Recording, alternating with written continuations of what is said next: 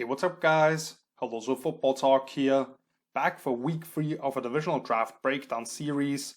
And today we're going to talk about the NFC South. So we're passing the midway mark here, having talked about the North and the East in each conference. So today we'll get to discuss the Falcons, Panthers, Saints, and Buccaneers. We're going to work our way through here alphabetically, talk about every single pick that the teams made, then break them down individually, their fit with their new teams, talk about that class as a whole, what I liked and where I think they could have done better in terms of how they approached things. And then at the end of the video, we're going to rank the classes of all 4 teams against each other, so make sure to stick around. And today it's easy, we're going to start with the letter A in terms of the Atlanta Falcons, who went 4th overall Kyle Pitts, the tight end out of Florida, then in the 2nd round 40th overall Richie Grant, the safety out of UCF, 3rd round, 68th overall, Jalen Mayfield, the offensive tackle / interior lineman out of Michigan. 2 4th round picks, 108th overall, Darren Hall, the cornerback / safety out of San Diego State. And 114th overall, Drew Dahlman, the interior offensive lineman out of Stanford. Then 3 5th round picks, 148th overall, Taquan Graham, the interior defensive lineman out of Texas. 182nd overall, Adedokumbo Ogundeji, the edge rusher out of Notre Dame. And then a pick later, Avery Williams, the cornerback out of Boise State, before wrapping things up with the 6th round, 187th overall, Frank Darby, the wide receiver out of Arizona State. So at the top here, the Falcons get arguably the most unique player in this draft, kind of labeled the unicorn of this class in Kyle Pitts, the tight end / big slot receiver or even outside receiver, wherever you want to play him. He can really fill all those different roles. You saw him beat up SEC cornerbacks when flexed out wide, take safeties to work when he's in the slot, and when you put him in line, create those favorable matchups against linebackers, and that's almost unfair. In terms of the run blocking, the hand positioning, and the functional strength, can use an upgrade, but there's a willingness to get involved in that area of the game, and there's a lot of growth that can still be made.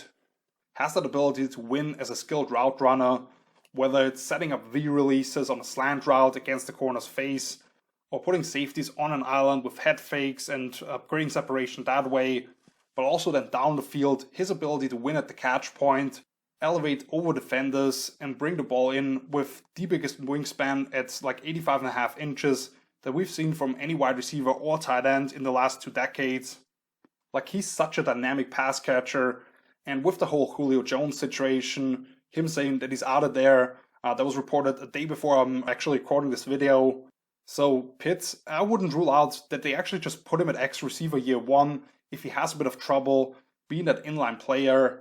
But if they do want to use him in a more traditional sense as a tight end, their new head coach Arthur Smith, he just loves the tight end position, just coming over from Tennessee, where he had Jonnu Smith and Anthony Ferguson, with Smith being a really versatile piece, can pretty much line up anywhere in the backfield, but also as a true tight end. And then Ferguson being more of your typical Y, also as an H-back, coming across the formation and doing those sift blocks. Pitts is definitely a different type in terms of being able to be detached from the line of scrimmage and win primarily as a pass catcher. But like I said, he has the ability to grow in those areas and can really be a mismatch nightmare for the Falcons team. And then they come back in the 2nd round and trade back with the Denver Broncos, moving up about 100 spots from a 6th to a 4th round pick, which they got a good player for, and I'll get to that in a little bit. But Richie Grant, my number 1 safety, thought you had fringe 1st round value, one of my favorite watches in this entire draft. He's going to be a chess piece for the new defensive coordinator, Dean Pease, who I feel like has retired 3 times by now, but he's still going strong and will make this defense much more versatile. And having a guy like Grant here, who can play the high post, you can use him as a split safety, work downhill, attack routes from quarters coverage, but also in man coverage, taking on slot receivers, being able to hang with true slot receivers. I just love the way he approaches the run game, very aggressive working downhill. That can get him in some trouble at times, because his angles get too aggressive actually. But overall, just the pursuit that he plays with, the energy that he brings to the table, has plenty of ball production, like as a high safety, just those instincts, being able to play as a true free, where he's on one hash and then makes plays on the opposite numbers because he trusts what he sees, really follows the quarterback's body language and gets there to the ball. Not sure if I really want to deploy him as a pure single high safety, because there is a little bit too much regression for the position maybe, and you want to have that ability to play him closer to the line of scrimmage at times, but he can fill that role, and he's really such a versatile piece in that secondary. That's going to be a tone setter for this defense going forward, which is kind of in transition here from the Dan Quinn era, where they were playing a lot of even fronts and just very simplistic on the back end with those single high coverages. So that's going to be interesting, all the different things that he can bring to the table.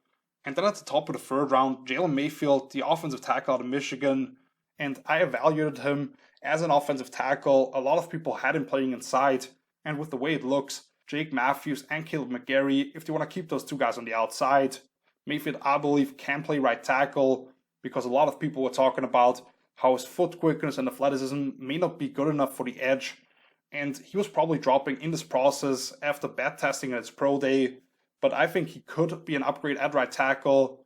Yet, if they want to stay with those two guys on the edges, he can fill it at left guard, which would be the most likely spot here, and be an impact player there. Only 20 years old at this point. I had him projected to go to the Steelers in the first round, so I'm obviously higher than most people on this kid. Brings an attitude in the run game, wasn't the most powerful guy in that regard necessarily, but he was growing, and you saw it last year, only played in a couple of games I believe. That ability to widen the edge in the zone run game and be a more physical on-the-move blocker. With Arthur Smith coming in and wanting to establish that zone run game, he could definitely excel in that role. And then in pass protection, despite what I think was better foot quickness than he was given credit for, that ability to anchor when rushers do get to him, that's going to serve him well, transitioning to the inside if that's what Atlanta wants to do. And then they come back on day 3 in the 4th round. Like I said, they had 2 picks because of trading back for Richie Grant. And first one here, Darren Hall, a fairly average size and athletic testing for cornerback, who they probably want to transition to safety, coming out of San Diego State. But he improved throughout his college career at outside corner, with a lot of off-zone coverage for the Aztecs. Pretty good feel in zone and explosiveness, but that long speed is certainly missing. This was a little early for him, I believe, in a deep cornerback class. And like I said, they're probably looking to transitioning to safety, where they have a new pair there now with Grant and Hall, after they lost both the starting safeties from a year ago. Or they maybe want to put him at nickel, where he can pass on those vertical routes to some degree if he can't stay with them, rather than being on the outside and more on an island type of thing. He did record 6 combined interceptions since the start of the 2018 season, and he had a crazy 16 pass breakups in 2019, so the ball production is there. Not sure if you're looking at a super explosive outside corner, but as a nickel or that third safety on the field. But then Drew Dahlman, the second pick here, the interior lineman out of Stanford. Very interesting because a lot of people looked at him as a pure center prospect, and that's kind of what I projected him as well. They already have Matt Hennessy there, who is a young player they drafted a couple of years ago, replacing Alex Mack and having to prove himself at the center spot. Now with Mayfield probably filling at the left guard, those 2 edges secured, and another first round pick in Chris Lindstrom from a couple of years ago. Like, that offensive line is going to make a jump here. And with Dahlman, you probably look at him as a high quality backup to Hennessy, where you really get 90% of that player in terms of somebody in the outside zone run game, has a really good ability to reach those A-gap defenders, maybe not the greatest power in terms of those angle blocks and driving guys off the ball, but has that ability to pull out to the edges as well as a mobile center prospect, which is very similar to what Hennessy was coming out of Temple, good with his hand placement. And if Hennessy gets hurt and you have to put him in at the pivot, but he really didn't have anybody else on that roster, I don't think you're going to lose a whole lot of. So that's a pick that I liked. Taquan Graham in the 5th round here, the interior D lineman out of Texas. Very interesting prospect as well. I'd say a slender 290 pounds with 35-inch arms. Kind of the body type of a 4 or 5 technique. Has that explosion off the snap and packs plenty of power with the ability to attack upfield or even 2-gap to some degree. Not much of a plan or great feel as a pass rusher, unfortunately, leading to only 6 sacks in 4 seasons at Texas, and didn't have great pressure numbers either. And its play recognition overall certainly leaves things to be desired. With the transition to more free-down fronts for Atlanta under Dean Pease, they needed these types of bodies, and I'll really be interested to see if they use guys like last year's early 2nd-round pick Marlon Davidson more between the tackles as well. I don't think Graham's going to start or anything like that, and there's certainly some developing to do here still, But to have that rotation on the D-line, bring in fresh bodies who have that explosiveness, with them transitioning to more of a hybrid front, that makes some sense here as well because he has that flexibility to be a penetrator or take on blocks. And then they grab another D-lineman in Adetokunbo Ogundeji, who is more of an edge at Notre Dame, but has experience sliding inside as well in passing downs. Monstrous 85.5-inch wingspan, and he's added 40 pounds since arriving in Champaign. Has that quickness to step around blockers and create issues in the run game. As a pass rusher, nobody can touch him when he lands that long arm with that condor-like wingspan. That gives him plenty of room for error as well with his hand combats. This past season, he recorded 37 pressures on 304 pass rush snaps, which is pretty good. Still a very raw player overall, however.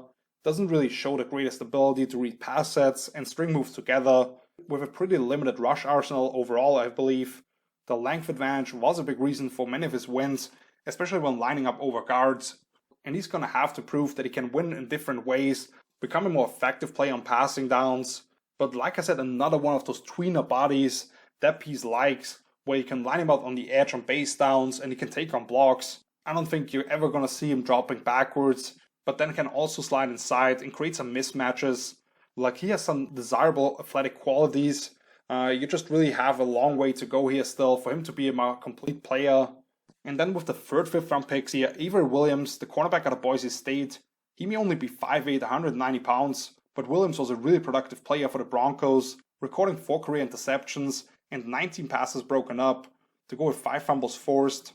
But even more so, his special teams career is just incredible, scoring 9 touchdowns combined on punt and kick returns, blocking 5 total kicks in his career, and recording a couple of onside kicks as well.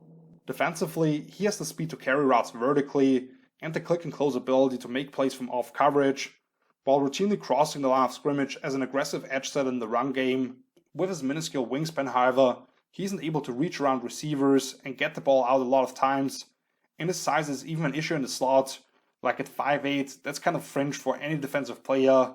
This was Atlanta's 8 out of 9 picks on the weekend, and that's well worth investing into such a special teams ace. And I really like his feistiness and style of play on defense as well. So he's somebody who I got to late in the process and really impressed me, especially watching him dominate on special teams. And then finally you get Frank Darby, a receiver who's gotten criticized a lot of times, tested pretty poorly, and last season barely had any production. But another Arizona State receiver who we've seen come out recently, who didn't impress with the way he ran in shorts, that was Brandon Ayuk for the 49ers, who looked like the potential superstar last season. Like Frank Darby, you go back to the 2019 tape, he was the primary deep threat, I would say, for that offense, despite having Ayuk. And I'm not sure if he has that true speed to blow by people, but he's very good at stacking the bees on the outside. And you look at his numbers throughout his college career, averaging almost 20 yards a catch, good physicality and strength as well at the catch point, with the defenders ripping at the ball. And you're looking at this Falcons roster, if they were to keep Julio Jones, to go with Calvin Ridley, Russell Gage, and a couple of other guys that they have there, Darby's probably going to be a wide receiver 5. Maybe if Julio leaves, he moves up to number 4. But in that role, to get that type of player here in the 6th round, that's some good value as well. So overall, this Falcons class, I really like. Like I said here, they get a matchup nightmare at the top. I'm not a huge fan of Darren Hall or Taquan Graham there in the middle rounds, but every other pick I thought presented value in my opinion, while addressing some of the areas that they needed some help with. I was surprised to not see them draft a running back, but I think undrafted free agent Javian Hawkins out of Louisville could be a major contributor for them. Talked about that in my UDFA breakdown. And they could have addressed edge earlier, but there was no obvious prospects on the board when they picked necessarily. Dante Fowler was a good player for them. For Isaiah Olukun, he's kind of a versatile piece on that second level, can make things happen as well as a blitz on passing downs. So with Dean Pease coming in, it's not like he ever had those true dominant players on the edges, other than maybe Terrell Suggs in his prime to some degree. He's gonna create pressure with different blitz packages and being versatile up front, create a lot of different looks for the offense. So I'm not sure if they need that true alpha on the edge necessarily. And with the Julio Jones situation, you get Kyle Pitts here at the top. Like I said, I wouldn't rule out him playing actually X-receiver in his rookie season potentially. But at the very least, you get another player who can really threaten the defense as a pass catcher, stretch down the seams, and create windows that way for the other receivers. So I like a lot of things that Atlanta did here. And with that, let's move on to the Carolina Panthers, who went with their first round pick, 8th overall, J.C. Horn, the cornerback out of South Carolina. Then in the second round, 59th overall, Terrace Marshall Jr., the wide receiver out of LSU. 2 third-round picks, 70th overall, Brady Christensen, the offensive tackle out of BYU, and 83rd overall, Tommy Tremble, the tight end out of Notre Dame. 4th round, 126th overall, Chuba Hubbard, the running back out of Oklahoma State. 2 fifth-round picks, Davion Nixon, the interior D lineman out of Iowa, and Keith Taylor, the cornerback out of Washington, 166th overall. And then 3 more 6th-round picks, 193rd overall, Deontay Brown, interior offensive line, Alabama. 204th overall, Shai Smith, the wide receiver out of South Carolina. 222nd overall, Thomas Fletcher, the long snapper out of Alabama. And then finally in the 7th round, 232nd overall, Phil Hoskins, the interior D lineman out of Kentucky. Another one of those 11-man classes that kind of get me out of breath here. But let's get to J.C. Horn here at the top, who was my number 3 cornerback, purely based on tape behind Caleb Farley and Patrick Surtain. But I still had him as the 16th overall prospect, I believe. So this range was perfectly fine for me, and I really believed that he was not going to make it out of the top 12 picks. Maybe a little bit of a surprise here with Carolina, but they did trade for Sam Darnold, so they were kind of out of the quarterback market. And then offensive line, they just saw Penei Sewell go off the board. So instead they go with what they thought was the top corner available here. And he has a lot of those alpha skills, like super competitive and confident guy on the outside. We saw him make tremendous strides last season, especially you watch the 2 Alabama games from 2019 where he got beat up routinely. And then this past season really held his own with some of the technical things that he worked on. Still a very grabby, aggressive cornerback, which at the NFL level, you look at the top guys like Jalen Ramsey, Stephon Gilmore, at least until this past season. Those guys get into the face of receivers, disrupt them off the line, stay tight to them throughout the rep, get a little handsy at times. But if you stay in control with receivers and they don't detach at some point and you just grab part of the jersey or something like that, NFL refs are not going to throw the flag necessarily. With a rookie coming in, they're more willing to give the benefit of the doubt to the receiver.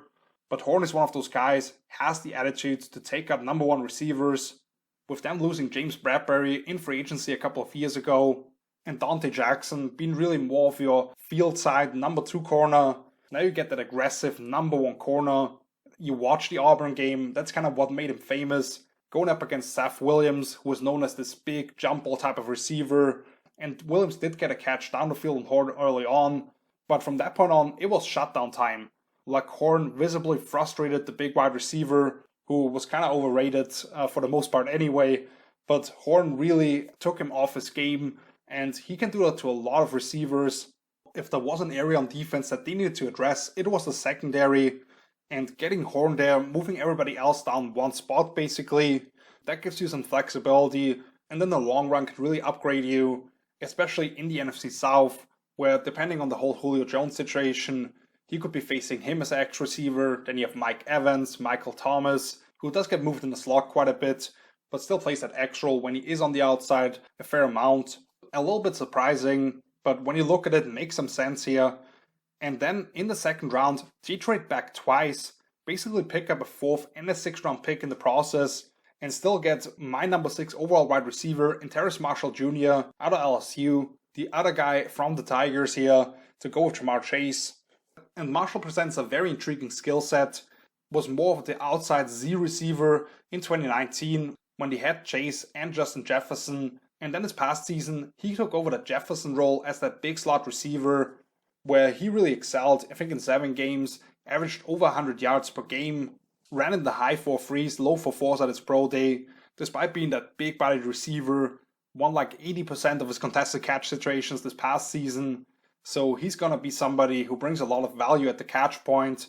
You put him on the outside most likely, and he's going to run down the sideline, be able to attack the ball in the air and win over cornerbacks, as well as after the catch, has some juice. There are a little bit of issues with some focus drops at times, and the hand technique overall at catching the ball. Loose as well when he makes his cuts at times, but has that juice, that speed to run away from people after the catch.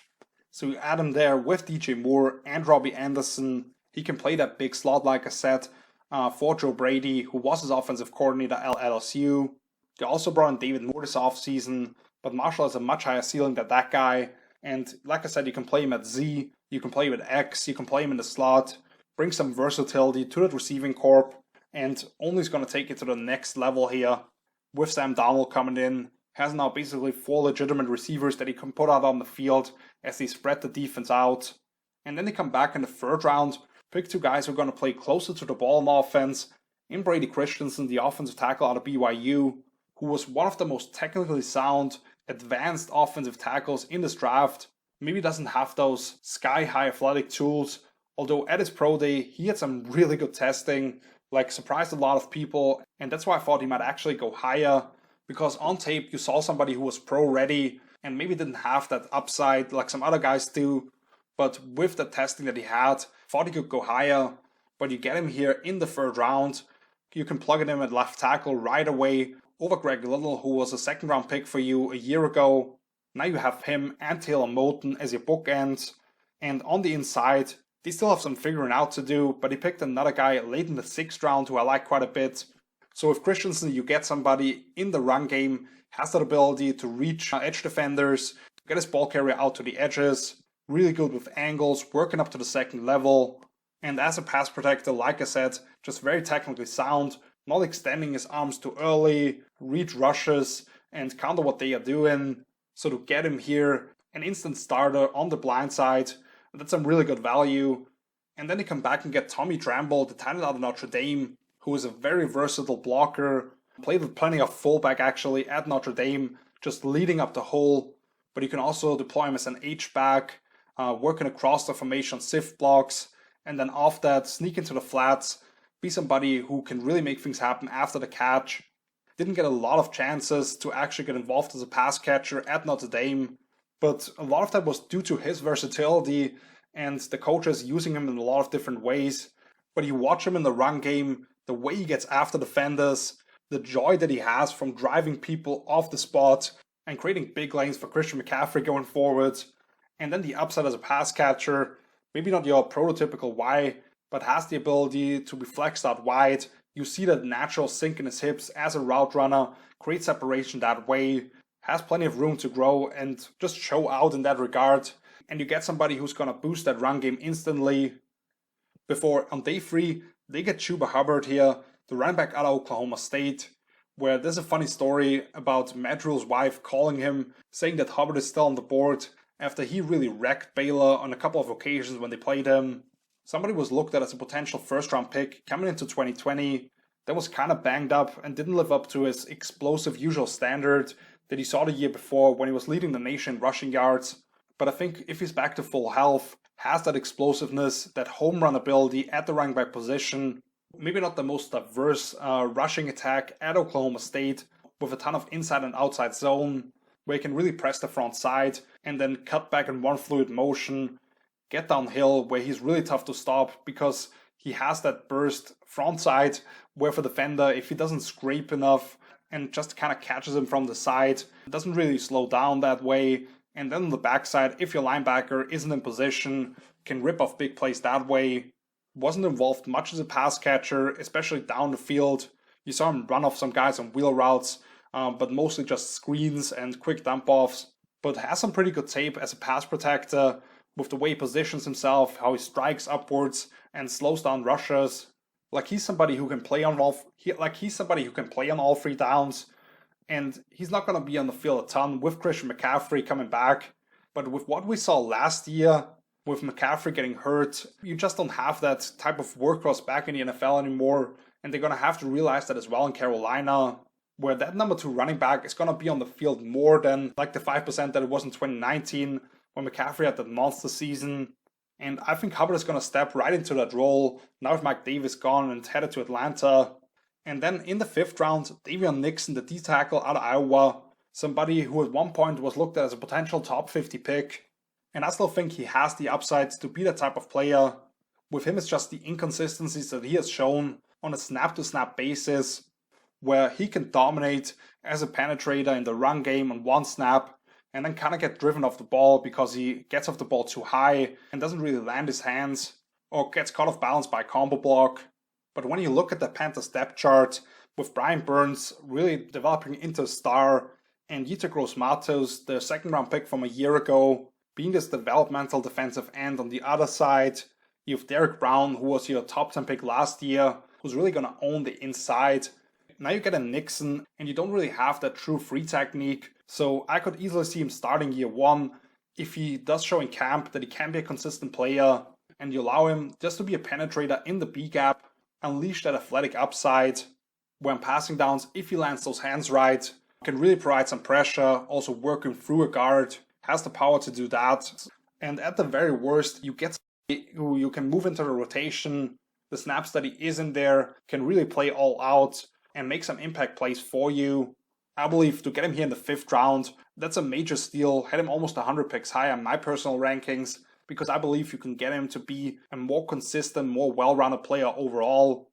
And then next to get Keith Taylor, the cornerback out of Washington, who was one of my favorite prospects at the corner position.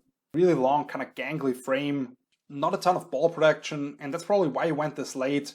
But I had him just outside my top 100 prospects, because I really like him as this big boundary corner who can carry routes vertically and dictate the stems of routes that receivers are going to run against him. He was one of my perfect fits for a Seattle-style defense, which with defensive coordinator Phil Snow and Matt Rule there in Carolina, they're going to be very versatile on the back end. So maybe not the cleanest fit necessarily, but they did pick JC Horn in the 1st round here. And I think Taylor is that immediate backup as that boundary corner for that defense. I think he has starting potential, but like I said, at the very worst, he's going to be a high quality backup. Just watch him in the Senior Bowl game. The way he was covering guys like a blanket, swipe through the hands when the ball got there. He did allow 2 touchdowns, I believe, but pretty much shut down everybody was covering outside of those. And then they get Deontay Brown from Alabama, the interior lineman, something like 350-pound guard, one of the most massive human beings in this entire draft. And with him, it's kind of the opposite. You watch the Senior Bowl, very underwhelming with the way that he was holding up in pass protection during those one-on-ones, really struggling with quickness from those interior rushers. And he is a bit of a phone booth type of guy, where he's not going to have that great lateral agility to stay in front of guys like Aaron Donald on a one-on-one basis consistently. But in the run game, he's going to move mountains for you, as a puller, destroying edge defenders on kick-out blocks, as well as on combo blocks with the center. They're going to move defensive tackles 5-6 yards into the backfield at times. But also, they ran plenty of outside zone and power at Alabama, where he did show good mobility for being such a big guy. I think with him down in Mobile, and I said the same thing about Alex Leatherwood as well, where a lot of people had a couple of months, or in the cases of those opt-outs, more than a year to prepare for it. And those guys were just coming off a national championship game 2 weeks ago, maybe just not the most fresh. And that really plummeted his draft stock, because to me Brown was worth a top 100 pick. So to get him here in the 6th round, maybe kind of an odd thing with him and Brady Christensen, who's more of your typical zone blocker, and Brown more of a gap scheme type of guy. But I think he could easily start at that left guard spot. And then Shi Smith with that receiving corp coming out of South Carolina. Maybe he's not going to be on the field a ton just because of the people that they have ahead of him. But as a pure slot receiver, somebody who has the toughness, a very skilled route runner, dependable hands, not the juice to win vertically or run away from people after the catch necessarily. But he's going to be a wide receiver 4 or even wide receiver 5. And he's going to probably come in on some 3rd downs and make some big catches for his team when they really need it. Somebody who Sam Darnold is going to be able to depend upon. Never going to have the greatest production necessarily, but in a specific role, if you want to put 4 or 5 receivers on the field, he can move the chains for you as a dependable possession type of slot receiver who's very advanced as a route runner. If you get him matched up one-on-one, maybe with a dime linebacker or a safety dropping down.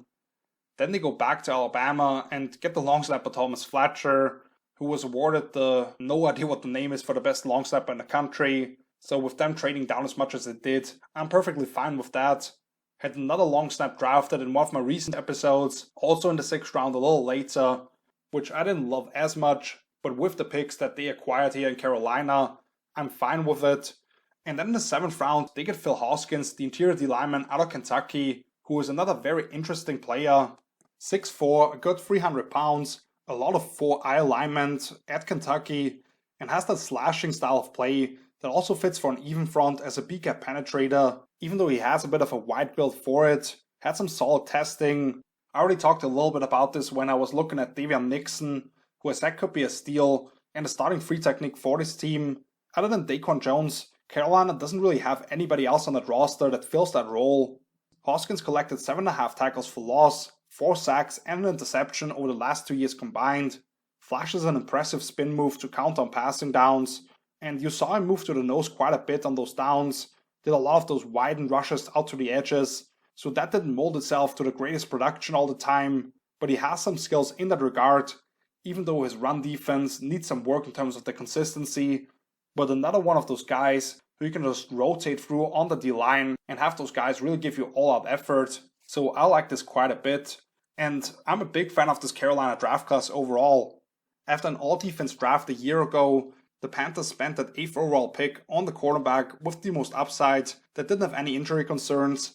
And they got another long outside corner in the 5th round that I really like with Keith Taylor. But then they heavily attacked the offensive side of the ball, potentially getting 2 new starters on the O-line, a highly talented receiver who's going to be a starter in 11 personnel and can fill a couple of roles, had a lot of success already in that Joe Brady offense, a versatile tight end who has an upside detached from a line of scrimmage to work as a route runner, but will really boost the run game in a lot of different roles, and number 2 running back with plenty of juice, maybe a starting free technique who has round 2 upside, and a dependable slot receiver who's gonna be like a number 4 or number 5, then an All-American long snapper, who I'm not gonna speak more about since I didn't evaluate him, and somebody who can give you something as a rotational D lineman. And what I really liked overall with the way that the Panthers approached this thing, trading back on several occasions to acquire extra picks and still getting excellent players, like that's the way you work the draft. And that brings us to a team that I wasn't super impressed with in the New Orleans Saints, who went 1st round 28th overall Peyton Turner, the edge rusher out of Houston, 2nd round 60th overall Pete Warner, the linebacker at Ohio State, 3rd round 76th overall Paulson Adebo, the cornerback out of Stanford, round 4 133 overall Ian Book, the quarterback out of Notre Dame, round 6 206th overall Landon Young, the offensive tackle out of Kentucky, and then in the 7th round 255th overall Kawan Baker, the wide receiver out of South Alabama. So Mickey Loomis and company made one of the biggest surprise picks in the 1st round when they stuck at 28 and selected Peyton Turner, who was a dominant player in the AAC last season, playing for Houston, collecting 10.5 tackles for loss and 5 sacks on just 200 total snaps. Shows excellent pursuit from the backside in the run game, but they can also stack and shed at the point of attack and make plays on the ball carrier. As a pass rusher, can really win a lot of different ways, has the length and suddenness to get around offensive tackles, but can also shorten his path to the quarterback by using power. Kind of has that body type where you can move him inside in some passing downs, using as a sub-package rusher over guards, where he can create a lot of issues with his quickness. However, he does have to do a better job of establishing that half-man relationship, especially in the run game, where he may be engaged and the ball carrier goes right through a gap next to him and he just doesn't see him. And as a pass rusher, lacks some reliable counters, where you saw him a lot of the stuff that he did at Houston. He was just athletically superior to those other guys in the conference, and he has some things to learn still, technique-wise. They probably look at him as a long-term replacement for Cam Jordan, kind of a similar body type and similar style of play, but Jordan is a much more sound technician and was better coming out of Cal, I think. So while there was some noise around his name, that was definitely surprising, and I thought it was a reach in the 1st round here, even though I see the type of player that they're looking for with him, even though I can imagine the type of player that they see in him. And then in the 2nd round, a player that I really was a lot higher than most people, Pete Warner, the linebacker out of Ohio State. He picked up some buzz late in the process here and actually went ahead of Baron Browning, one of the other 2 Ohio State linebackers, who was touted as this number 1 guy among that group. With Warner, you get much more of a prototypical inside linebacker. You put him at Mike, kind of has that old school type of play where he can take on offensive linemen and hold his own, but also has that range to make plays as ball carriers get strung out wide. On passing downs, he has pretty good range as a zone defender, not a ton of man coverage reps, even though he held his own pretty well when I did see him matched up against running backs, for example. But even more so, you want to get him involved as a pressure player, has that feel and really some force as a blitzer to power through even offensive linemen to some degree, and especially running backs, pushing them out of the way. Kind of that old school mindset, but at the same time has that new school range, that ability to stay on the field for all 3 downs, be an impact player in all facets of the game. Maybe not the highest athletic upside like some of those other linebackers that we saw in this class, but a really solid player, can step in right away next to Demarius Davis. For the linebacker group, which was very shallow, Davis is the only proven commodity there. They picked up Zach Bond, who's going to be more of your hybrid sandbacker, who they got in the 3rd round nastiest draft. And now you get Werner. Now you all of a sudden really have a trio of good linebackers there. And then in the 3rd round, Paulson Adebo, another guy, corner out of Stanford, who was kind of forgotten here, kind of lost in the shuffle because he did set out last season. But he was not getting talked about at all, I thought, in this process. When, if you go back to 2018, his freshman season, along with Derek Stingley out of LSU, who's going to be a top 10 pick next year, 2 of the most impressive freshman seasons for corner that I've ever seen, made an absurd amount of plays on the ball during his 2 years at Stanford, 8 interceptions and 27 more passes broken up. Some of the best ability to plant his foot on the ground and drive on routes, really aggressive that way, was playing a lot of off-man coverage, despite having pretty good length for the corner position, and his ability to feel it in zone coverage as well, when to drive on routes, see patterns develop, and chances open up for himself to make plays. Also very physical in the run game, working his way free around blockers, and getting involved that way. Needs some work as a tackler, kind of dropping his head at times and kind of diving at the legs of ball carriers. But if he can clean those things up, to get him here in the 3rd round, that's really good value as well for me, because you have Marshall Lattimore there as a number 1 boundary corner, and maybe Adebo you move more as that field side guy, some more off coverage. They play some more off coverage.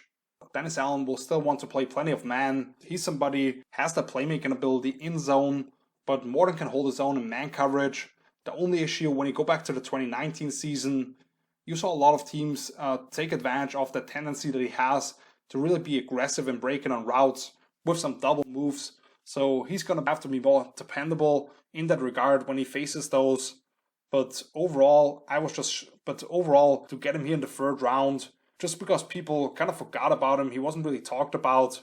That's some excellent value, like I said.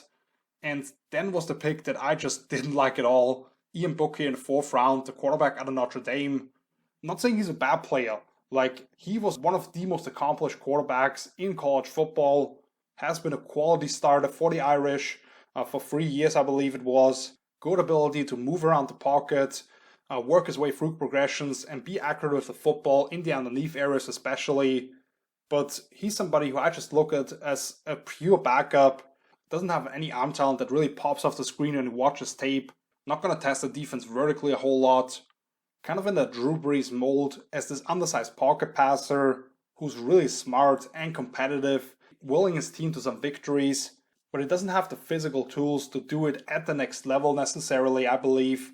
Where he's going to have his issues, he's just going to have to be perfect as a decision maker and being able to see the whole field, which it's going to be a lot faster in the NFL. And I just don't think it fully translates to the next level. With them having Jameis Winston there, a former number 1 overall pick who has his issues with turnovers. We all know the whole story, but still the capability as a passer, like they're not comparable. And then also Taysom Hill, who's kind of your mobile dual threat quarterback who can cover kicks, but at the same time drop back and launch bombs. I just don't see the role that they're imagining for Book here. He's going to be further in the depth chart as a quarterback, and I don't think he's going to be a long-term starter anytime soon. And because they stick here, they don't select for another 73 picks. When they bring in Landon Young, the offensive tackle out of Kentucky, 6'7", 320 pounds, with good thickness for out his frame, very aggressive and powerful on angular blocks. You see Young open up some big lanes for cutbacks on inside zone plays on the backside. However, he can also scoop up B-gap defenders pretty effectively and stays very balanced, working up to the second level defenders. However, if he doesn't have a runway because he can't really sink those hips, he can't fully unleash some of the power to widen the edge As a pass protector, he displays a strong anchor, but tends to dip his head and presents his hands too much for rushers to knock away, as well as not getting a ton of depth on his kick slides. With that offensive line that they have in New Orleans, Young isn't starting anytime soon, if not for injuries at least. But for a pick in the 200s, you get a quality backup right tackle who can probably kick inside as well if he works on his lower body flexibility. So that's a pick that I like much better, and about in that range where I thought he would go. And then Kawan Baker here in the 7th round. He's going to have to be a super special teams contributor to make that team. Not like they have a ton of wide receivers there who have really established themselves outside of Michael Thomas, but plenty of guys who can fill a specific role. Maybe I get to his tape down the road still, but it's going to be a tough climb for him to make that roster.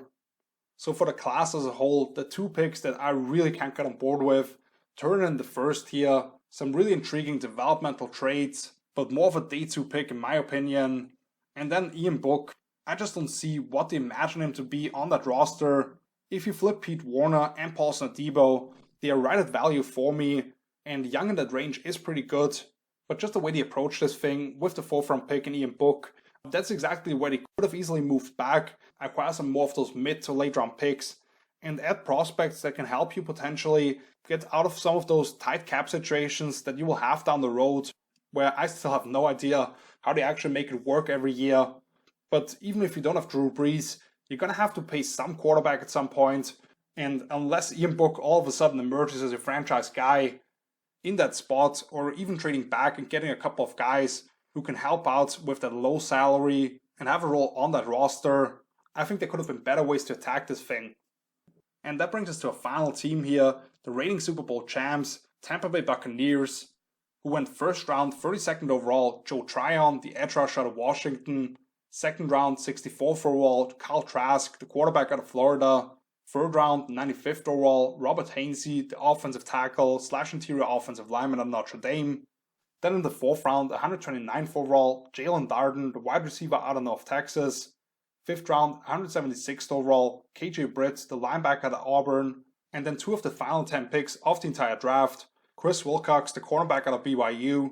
And then Mr. Irrelevant, Grant Stewart, the linebacker out of Houston. And at the top here, Joe Tryon, a young, very skilled edge rusher, set out the 2020 season, but you go back to 2019, what I really liked about him was how complete an edge defender he was, with the ability to execute shell zone drops, hold up the point of attack, as well as chase from the backside, and a very good all-around skill set on passing downs.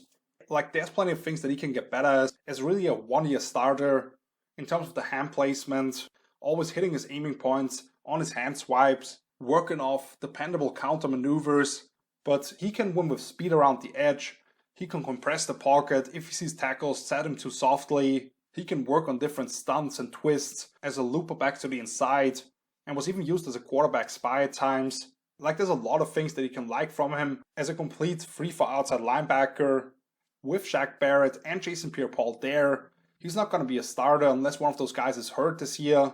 But you get to those 3rd downs, put him on the field, you can move JPP inside, has that length to create some issues for offensive guards, and then you can unleash Tryon off the edge, while also being able to have that versatility, working a lot of games up front. And he's going to have a chance to learn from those 2 guys on the edges, which is really going to further his development. I really like the fit for him personally, and with the way that I'm looking at this Bucs roster, not really having a clear need that they needed to address in the 1st round, to get one of the better players in this draft, and somebody who can make an impact for you on passing downs, because you can never have enough pass rushers, that definitely makes some sense for me. But then at the end of the 2nd round, Kyle Trask, the Florida quarterback, he's somebody who I was called a hater on when I did my analysis, had him as my 9th overall quarterback, and don't get me wrong, as a quarterback at this very moment, he's a good player. Like, he can execute an offense, he can make throws to all levels of the field, he's a pretty good processor of information, accurate on the deep ball, dropping it into the bucket of receivers, but I don't see the upside of making him a day 2 pick, especially the 6th quarterback off the board. Like, the mobility is absolutely non-existent, whether it's moving around the pocket, doesn't have the greatest feel or any quick twitch athleticism to move around and buy a little bit of extra time, has some toughness to stand in there, but that's about it. And then outside of the pocket, there is nothing. he's not going to be able to extend plays by rolling out to the side, or when he's taken off, like there's so many occasions where you see him have a clear lane to run through, and you'd think he's going to pick up a first down, but he gets chopped on from behind after like 2 yards because an edge rusher is pivoting around and catches him from the backside. I don't think he's a perfect fit for Bruce Arians necessarily either, where they are taking a lot of deep shots. I think his arm is average at best. And with him, what I really come back to, having Dan Mullen there as the offensive play caller, so many layups on tape, a lot of predetermined throws, where you can tell he was taught to just look one way, try to manipulate the safety, and he just doesn't give a shit what that guy does, still throws it to where he's expecting the receiver to be, where you have some double and triple team situations in the end. And like I said, a lot of receivers that were schemed open, whether it's on different rubs, screen passes on third and long. He did have a lot of quality pass catchers with Kyle Pitts, Kadarius Toney, and even Trayvon Grimes to some degree, who I liked as a UDFA. He's a guy who I see as another long-term backup. So to get him here at the end of the second round, that is definitely rich for me when I don't imagine him being a starter down the road. Like, he's going to be able to fill in for Brady if he has to come up for a series or something like that. But if you have to put him out as a starter for a longer stretch, as good as that roster is, I'm not sure if you can't get something comparable on the free agent market. But then in the third round, Robert Hainsey, the offensive tackle / interior lineman out of Notre Dame, I like quite a bit. Has some good leverage in the run game while having an excellent understanding for body positioning and angles. He got the job done in pass pro with how quick he was off the snap and keeping a good relationship with the man off the edge. Very effective punch to control the rep, but he really impressed me at the Senior Bowl, sliding inside, especially with how quickly he picked things up at center. He may be a little undersized for the interior, but he makes up for it with a strong punch to slow down big T tackles, and I just think with only a 79-inch wingspan, he'll have some issues playing on the edges full time. While I did hate the Trask pick, this makes a lot of sense for me, because with Hainsey, you get a guy who is so smart and well schooled that he can legitimately fill in for all 5 spots along the offensive line and protect them against injuries up front. Really a great pick for a team that isn't a championship window. And then move on to day 3, first with Jalen Darden, wide receiver out of North Texas, a really fun guy on tape, has the speed to get behind the defense, but also burn pursuit angles with some of the moves that he can make as well.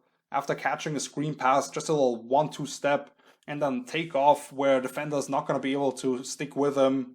Playing in a lower level conference, that definitely helped. But I think even for the NFL, with some of the moves that he makes, also in the return game, where I think he could have his most impact as a quality asset for them, the moves that he can make, the speed that he has, really rip off some big plays. And then on offense, while we have 3 starting receivers, and they like Tyler Johnson, who they drafted last year late, you get Darden in there, get him some quick touches, let him go to work, those easy yak yards, as well as down the field. Get him in the rotation, also with Scotty Miller, as those guys who can just run by people. His issues were playing through contact, where he can really be taken off track if you have somebody who can kind of stick with him there. Like, he has to have that cushion, that 2-week go against safeties, where he can really make those big plays and get open down the field. But I think he was the pick here, due to a lot of the things that he can do as a return man, and that's going to be primarily his role as a rookie. And then move on to KJ Britt, the 5th round pick, linebacker at Auburn. Really had only 1 season as a full-time starter in 2019 before getting hurt 2 games into last year.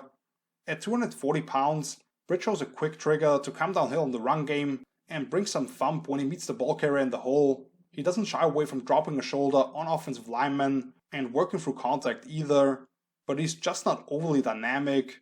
There's a lot of choppy steps, and Britt just doesn't show the fluid lower body that can allow him to make plays in the pass game. To me, he's more of a pure 2-down, run-plugging middle linebacker, even though he did make some impressive plays during Senior Bowl week. So to get him in there on some early downs, if he can establish himself on special teams, makes some sense. Although they also have Mr. Irrelevant Grant Stewart, who we'll get to in a second, and Jack Sitchy as a UDFA a couple of years ago, where only 2 of them will likely make the roster, so he's going to be in a competition for one of those spots. And then in the 7th round here with Chris Wilcox, long outside corner at 6'2", 200 pounds, ran a 4.31 at BYU's Pro Day, playing exclusively as that right side corner.